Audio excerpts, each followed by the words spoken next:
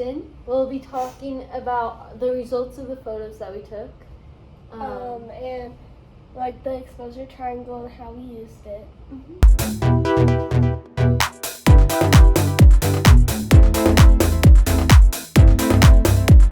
For the first shoot, we decided to use action as this is common for what shutter speed is used for. It's very important to track the person, or whatever/whoever you are photographing, and not to fall.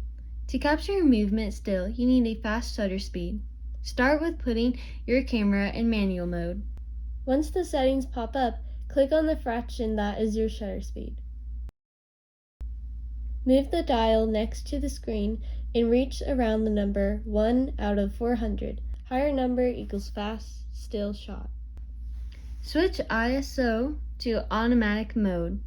You can change the ISO by clicking the ISO button and moving it to auto. Change aperture based on location. Turn the lens to focus manually and begin shooting your subject.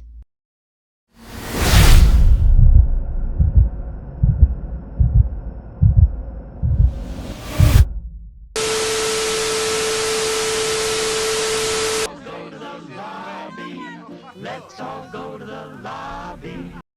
Make sure your subject is centered in your camera's viewfinder. Be far away or near your subject based on the photo you want to get. Instead of a fast shutter speed, you can use a slow shutter speed, which makes the image blurry. From the same settings, set the shutter speed to around 1/5 of a second. This will create a blurry image as the lens opens up for a long period of time. Make sure you have enough space to capture the movement. Look at your viewfinder before pressing the capture button. This is our skateboard pictures. So this is the first part of the exposure triangle, and it's shutter speed. So there's two different parts of shutter speed. You can do action or you can do movement. So we chose action for skateboard. And as you can see, like in each photo, this is me riding the skateboard. This is me going down like the ramp on the skateboard, and this is me, like basically getting on the skateboard.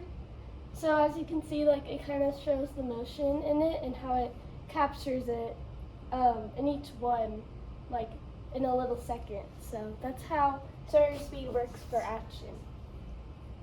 For this shutter speed, we decided to do a long shutter speed credits to Ryan. We begin by placing the camera onto the tripod. You turn the dial in the middle to tighten, and then you are able to finally slide it into place. This is kind of a hard struggle for us as the dial wasn't in the middle at first, but then we figured it out. And Ryan helped us. Thanks, Ryan. It's good to have it on the tripod because this will help the shot to be stabilized and to not be lopsided. We turned off the lights to provide a dark background for our light picture. To create this light picture, we used the flashlight as this was our only option.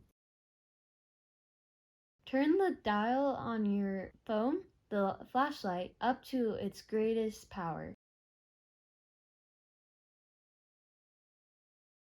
Make sure that you're able to see the light in the viewfinder. At first we couldn't find it, so I kept on trying to brighten it up a bit to see if that worked. Glow stick pictures! Okay, so this was very fun. We learned this At the beginning of the school year, Yeah, we all did like a project where, sorry for my voice, I'm a bit sick. We all did a project where like we had to make something with the lights, so that's kind of what we did here. And then we wanted to showcase this photo because Ryan helped us. So Thank you, Ryan.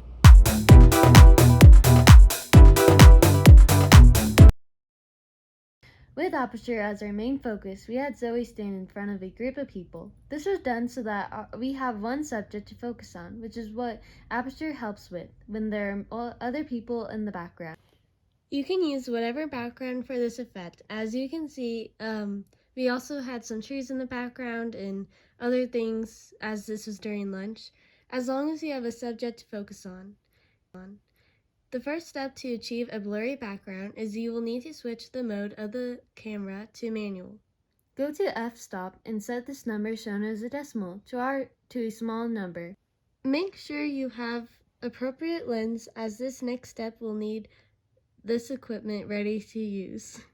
Use the lens at a distance from the subject and zoom into the subject. Once you see a good picture set up, look into your viewfinder and take the picture.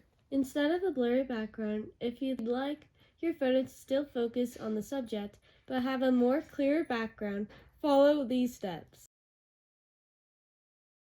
Go to ISO and choose Auto. Pick shutter speed and set it to a high number.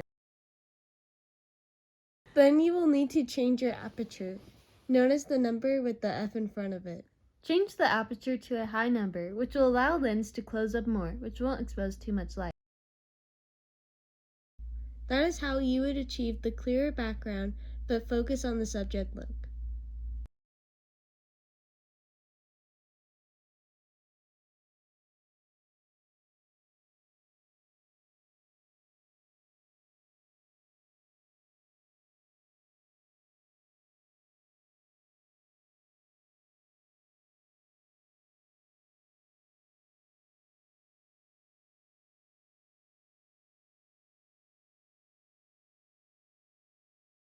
This is the aperture photos. So aperture is when you're focusing in on one subject and then focusing in on something else. So this is the photo that we're focusing in on me. As you can see, I'm right there, and then in the photo it's a bit blurrier than actual me. And then this one, it kind of looks more blurry, like of how I look. So I guess we're trying to Because focus. I think it's like more focusing on the landscape rather than the people. So basically it's a little bit blurry, and that's on our part, but it's trying to show the different lenses that you can use to help compared to this one. to help deepen your photos. So like if you wanted just to focus on something here and the background be blurry, that's how you would achieve it with this. And then this one we tried to make the background more clear than the person, but as you can see it's not that great, but that's how you would kind of do it. ISO is a tool in the camera to let in light for dark pictures. There are two ways a picture can be from the decisions you make in the settings. Position your subject in the frame correctly to how do you like. With these settings we'll be providing you, you can have your subject move if you like sudden or fast movement.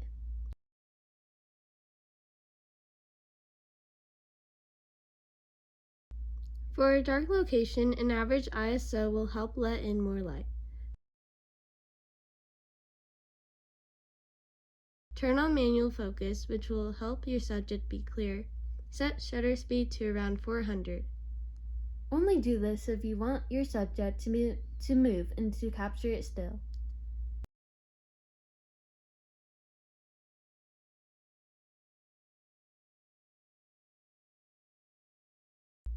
Set aperture to a lower number. This can be identified as the decimal. Change ISO to near 2000 and begin shooting. First, if inside, turn half the lights off. Gray noise, or otherwise known as grain, use the same settings as before. However, set the ISO to the highest level for grain.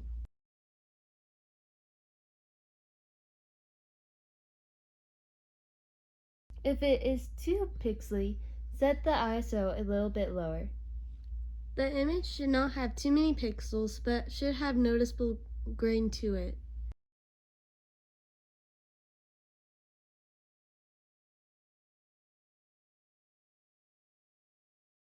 For a modern look, use the same settings as before.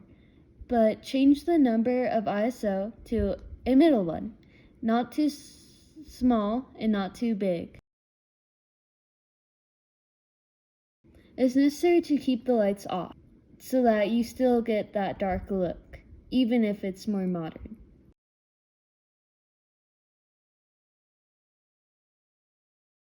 As you can see, there are less pixels, and the image comes out so much clearer.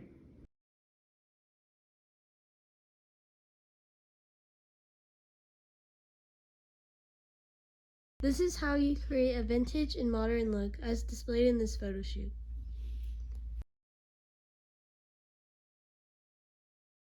We brought a guitar to school and left it in our mom's classroom, and we did vintage. See how it's like you can count the pixels? It's greenier compared to the next slide that we're going to show you. So ISO is for graininess and trying to make the photo clear or grainy, and it can be helpful based on like the aesthetic you're trying to do. So basically, as you can see, it's all grainy and it looks like the 80s or like older times, right? So that's how we did it, and all you have to do is you just click on the ISO button and you change it to be a higher number, and when you want it to be more clear, you do it a lower number, but in between, like in the middle, basically. Yeah, it's a little dark, I guess, on like the board, but we did modern, so this is modern. I took off the jacket, of course. But it's not pixely, as you can see, even though it's a little bit darker. I think it's just because we had the door closed, and maybe that's on our fault. But basically, we used the same settings as before, but changed ISO. So it looks more clear, and you can use that for your photos. Okay guys, so we just want to thank you for watching this video. We have this beautiful photo right here of us. We hope you learned something from this video and how to use the exposure triangle. Make sure to look back on our video because you can watch it too, based on each setting. This can be complicated playlist because we play a lot of instrument. So, hope you have a good day whenever you're watching this. Yeah.